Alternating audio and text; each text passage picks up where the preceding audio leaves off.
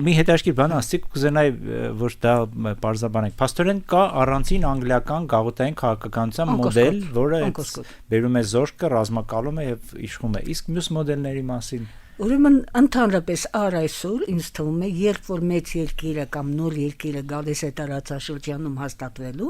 նա օգտագործում է այն ինչ որ եղել է 20-րդ դարի սկզբին, երեք հիմնական մոդել։ Ուրեմն ռազմականը մենք արդեն հասկացանք, սա Մեծ Բրիտանիայինն է,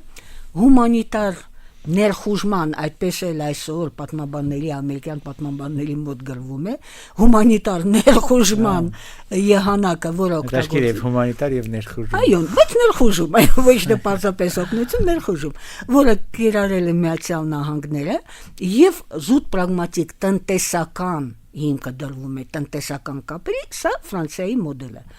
Ինչ էր անում ԱՄՆ-ը, եկեք հստակ ասենք, որ երբ որ 19 թվականի ապրիլից սկսած առաջի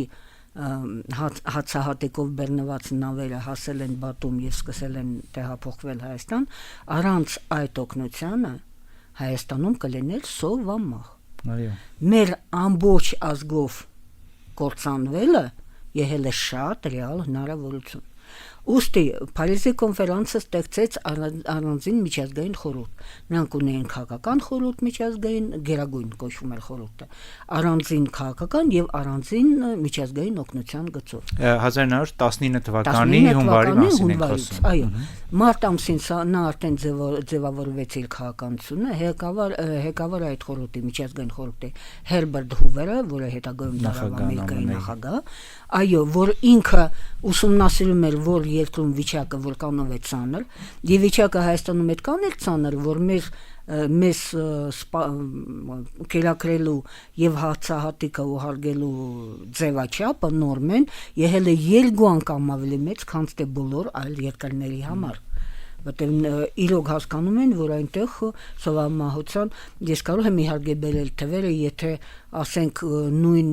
քարոզիչները, որոնք հերագրերը ուղարկում են Հայաստանում, ասում են, որ Էջմիածնում անցնում են փողոցով եւ ասենք մի գիշերվա մեջ 25-30 դիակ էին հավաքում։ Երբ որ Սուրմալու մտնում են, Սուրմալուի վիճակը ամենացաները, այնտեղ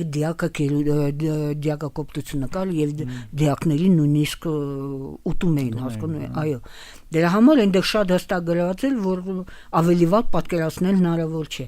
Ուրեմն այդ նավերը բացի դրանից, որ եկել են դեհորայքը, հետո սկսեցին բացել արհեստանոցներ, հիվանդանոցներ եւ սա մի ամբողջ համակարգը սովորաբար, երբ որ հաշվառում են ինչքան ծնողազուրկ կամ գաղթական երեխա կա, ուրեմն 10 անգամ այդքան մեծ դու ունես մեծերին։ Իսկ երեխաներին հաշվարկել ավելի հեշտ էր, հետո քարոզիչները ունեին իրենց մեթոդը, որքան հացը ուտվում օրվա մեջ, եւ գաղթականներին դուք երևի գիտեք հավաքում են երկաթուհու երկայնությամբ, որ գնացքը երբ որ գնում է կամ վագոնը երբ որ բերում է ուտելիքը, որ կարողանաս ճանապարհի վրա այդ ճանապարհներին բաժանել։ Ուրեմն վստահ մենք գիտենք, որ 40-ից 50 հազար մենք ունեինք երեխա որ Ճիշտ է, երեխաների մոտ 1/4-ը գտել է կամ ծնողներից մեկին կամ հարազատներից, որտեղ այդ համակարգը շատ տարածված էր եւ մեծերը անցնում էին որպանոցներով, հարցնում էին, արդյոք հնարավոր է որևէ մեկին գտնել եւ գտնում էին, եզակի դեպք չէր, բայց ամենայն դեպս միայն Գյումրին, որը ուներ որպանոցների մեջ ճամփար, ուներ 30,000 պահվող երեխա, որոնց եւ ուսում էին տալիս եւ արհեստ են սովորեցնում եւ կերակրում էին։ Այո, եւ կերակրում էին։ Իսկ եւ ինչ է հետաքրքիր, ԱՄՆ-ը բարեգործությունից եկավ դեպի պետական քաղաքականություն, որտեղ եթե սկզբից բարեգործական միությունը Հայաստանին եւ Միջին Արևելքին օգնության կոմիտեն էր զբաղվում, որը Վիլսոնից սկսած դարձեցին բարեգործության 2 օրեր, երբ որ մարդիկ դոսեկան փողոց եւ նախագահան գնում էր առաջի շարքում ժապավենով, դրոշով եւ այլն, փողը այո, դպրոցներում նույնիսկ աշակերտները այդ օրվա իրենց ուտելիքի գումարն էին հանգանակում։ Այո, բայց հետո նրանք հասկացան, որ այդպես չի հերիքի, որ միայն հասարակության ուժը չի հերիքի։ Եվ նրանք բացեցին պետական ծրագիրը, հատկացին $60 միլիոն, որը այն ժամանակի այսօրվա 60 միլիոնը չէ, առնվազն 1-0 կավելացնենք ու մի 20 կամ 35-ի պետք է բազմապատկել այդ գումարը, հատկացին պետական գումարը Ստեղծեցին պետական գրասենյակը, որը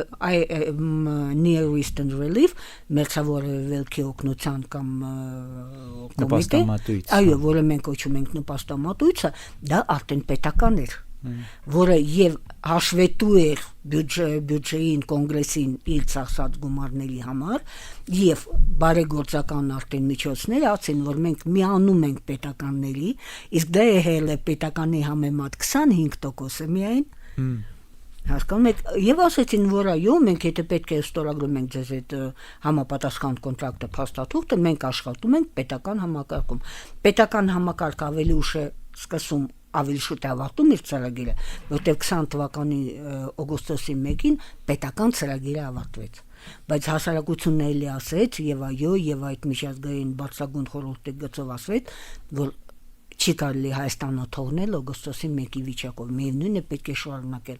Ուրեմն նորից անցավ գործի բարեգործական ծրագիրը, որը գործեց մինչև 23 թիվ։ Նույն խորհրդային Հայաստանի։ Եվ նույնիսկ ոչ թե նրան գնացին, այլ խորհրդային կառավարությունն ասեց, որ դուք ձեր քարոզությունը անցանկալ է ու արդեն վիճակը այդքան ծանր չէ։ Մենք մեր միջոցներով կարողանանք։ Պաստորեն սա երկրորդ գաղութացման մոդելն է, երբ որ գալիս է բարեգործությամբ, հետո կամաց դպրոց, այո, դպրոց, արհեստանոց, մարդիկ սկսում են աշխատել, գաղթականներ արտադրանք են անում, այդ արտադրանքը։ Եվ կա երրորդ մոդելը, ֆրանսիականը։ Գորգելով ու հարգում էր վաչառքի, արտահանում են։